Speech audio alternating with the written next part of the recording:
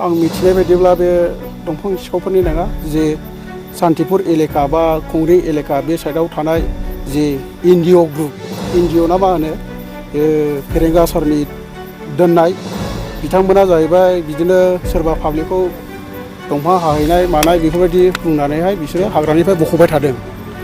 हाग्रा रैखाथिनि थाखाय दानानै दोनजानाय एनजिअआ गावसोरनो आयेन बेरेखायै दंफां बोदों। बे जाथायखौ लानानैनो सरासनस्रा रायजो राजाफोरा सोंथि खालामनाय समाव एनजिअ आरो रायजो राजाफोरा नारा नाथा जालायनायखौ नुनो मोन्दों। बेनि गेजेराव मोनसे गिदिर सोंथिया बेसो एनजिअखौ हाग्रा रैखाथि होनो दादों ना हाग्रा फोजोबस्रांनो दादों? रायजो राजाफोरा थारैनो बुजि मोनाखै एनजिअनि सिङाव मा थांखि दं आरो मा खामानि मावहोनो। एनजिअखौ दागो होनानै रायजो राजाफोरा गेदेर सोंलु खालामदों। बे जाथाया जादों चिरां जिल्ला रुनिखाता रेन्जनि बेन्दोंआव गोलैनाय गोबोरखि हाग्रा फारसेनिफ्राय थांनाय हराव आयेन बेरेखायै दंफां गलायफोरखौ ट्रेक्टरजों लाबोदोंमोन। आयेन बेरेखायै लाबोनाय दंफां गलायफोरखौ ओनसोलनि रायजो राजा आरो अरन एनजिअनि बिबानगिरिफोरा होबथानो नाजानाय समाव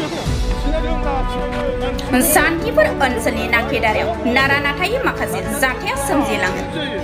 नारा नाथानि गेजेरजोंब्लाबो गासै गंदाइन ट्रेक्टरजों लाबोनाय दंफां गलायफोरखौ सान्तिपुर हाग्रानि बिट मावख'आव दोनफैनो हानायखौ मोनथिहोयो। लाबोनाय जों गोबां नुनो मोनगासिनो नैबे सान्तिपुरनि जिथुनाखि फरेस्ट अफिस बेयाव जोङो ट्रेक्टर लाबोनायखौ जोङो नुनो मोन्दों। बे थारैनो दंफां सिखावफोरनि मार नामा बे दंफाङा ना मा?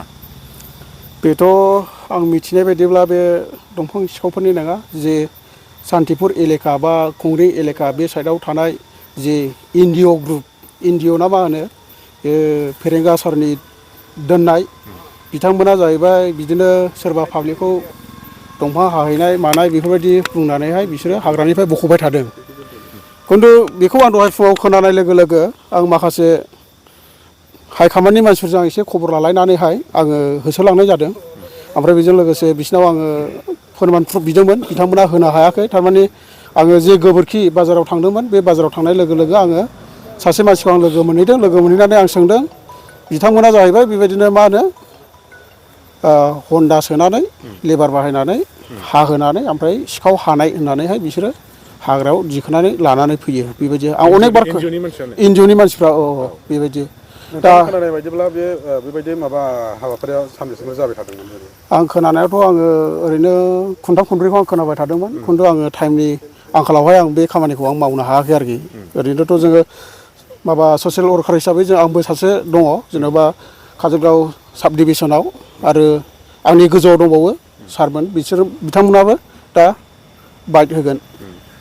सरकारा बिथांमोनखौहाय जिथुनाखि हाग्राखौहाय संरैखा खालामनो थाखायसो बिथांमोनखौ दानानै दोननाय जादोंमोन। खिन्थु बिथांमोनानो बेबायदि खामानि मावदों, बिनि सायाव मा बुंगोन नोंथाङा? बेथ' बिराद दुखु गोनांथाव। जेन'बा हाग्राया जोंनि थाखाय नांगौ आरो गोबां जोङो हाग्राखौ प्रटेक्ट खालामनांगौ। नाथाय आंनि फारसेनिफ्राय आं सानो बेबायदिनो गासैबो जेनोखि दंफां मावग्राफोर बिथांमोनखौबो आं खावलायगोन जाहाथे बिथांमोनाबो हाग्रा दाननाय एबा हादान एवनाय बेफोरखौ जाहाथे मावा। आं बेखौनो खावलायो आरोखि आंनि थुरुबनिफ्राय।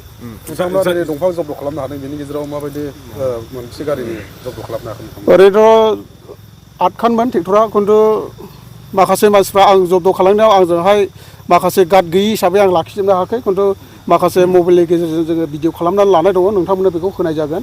बिथांमोना गोबांथार बेबायदिनो जोंखौ दम होदों, बेबायदिनो गाज्रि भाषाबो बाहायदों आरो बिदिनो नाख्रां नासि बेफोरबायदि खालामदों। बेफोरखौ जोङो होनाय जागोन। बिथांमोनखौ सिनायो नामा? सोर? सिनायो, औ। बिथांमोना जाहैबाय दाउखि, दालां बोराय, आलु, दामफ्ला, निहिमिया बिथांमोननि नामा। एनजिअ फरेस्टनि। बे दंफांजों लोगोसे ट्रेक्टरबो लाबोनायखौ जों नुनो मोन्दोंमोन। दा गैला ट्रेक्टरा। बिसोरो जोंखौ गिनानै आङो होसोबोदोंमोन, नाथाय बिथांमोना दुरुंखौ दानस'ला बिसोरो लगे लगे ट्रेक्टरखौ फाथायहरजोब्बाय गावबा गाव न'आवहाय। दा बिथांमोननि सायाव नोंथांमोना मा राहा लानो सानो आरो सरकारखौबो मा राहा लानो थाखाय खावलायनो सानो बिथांमोनखौ? आङो बेखौनो आं खावलायनो सानो जाहाथे जे फरेस्ट डिपार्टमेन्टनि EM सार बिथांनियाव आं खावलायो जाहाथे बेफोरबायदि अयनाय खामानिखौ दा मावथों। जाहाथे सारा गावनि मानसिफोरखौ जेबा गावनि मावथि बिथांमोनखौहाय जाहाथे खावलायो, जाहाथे बेफोरबायदि अयनाय हाग्रा दाननानै बेफोरबायदि गाज्रि बेबायदि पाब्लिकनि सिङाव बेफोरबायदि मावनाया मोजां नङा। थारमाने आं बेखौ खावलायो आरोखि सरकारनिफ्राय मा मा दंफां दं दिनै बेयावहाय दंफांखौ आंबोथ' दंफां मावग्रा नङा एसेबां आंबो बारा मिथिया बिदिनो खोनानायाव बिदिनो लालि सेरफां बायदि बायदि दंफांफोर दं होननानै आं मिथिनो मोननाय जादों बेसेबांसोनि मुल्यनि जागोन ओरैनोथ' गैयाब्लाबो थांगोन बियो मथा मथि 12 लाखसोनि थांगोन गासै औ जोङो बेवहाय माखासे दंफांफोरखौ नुनो मोन्दों माबा हाब्रु फुनलाबायनाय बे मानि थाखाय थारमाने सिखावखौ हमग्राया सिखावनिफ्राय एसे सालुसिन जानांगौ नालाय बिनि थाखायनो बिथांमोना मा खालामो हाग्रायाव हाहोनानै हाब्रु फुननानै जाहाथे बेखौ फुराना माल होननानै लाबोनाय बेबायदि सिस्टेमै बिथांमोना लाबोदों बिथांमोना गावसोरनो हायो ना सोरखौबा लेबार टेबार बिथांमोना लेबार सोयो लेबारखौबो आं दहाय गोबोरखि बाजारावहाय लोगो मोननानै आं सावरायनाय जादों लेबारफ्रा खोन्थाखादों औ लेबारफ्रा खोन्थाखानायखा नोंथांनि मिथिनाय बायदिब्ला बिसोरो थारैनो माबायदि जायगानि जानो हागौ जेनेबा लकेलनि बिसोरो बायजोनि लकेलनिनो बिसोरो एनजिअफ्राथ' सान्तिपुर एलेखा कंग्रें एलेखा बेखिनिनिनो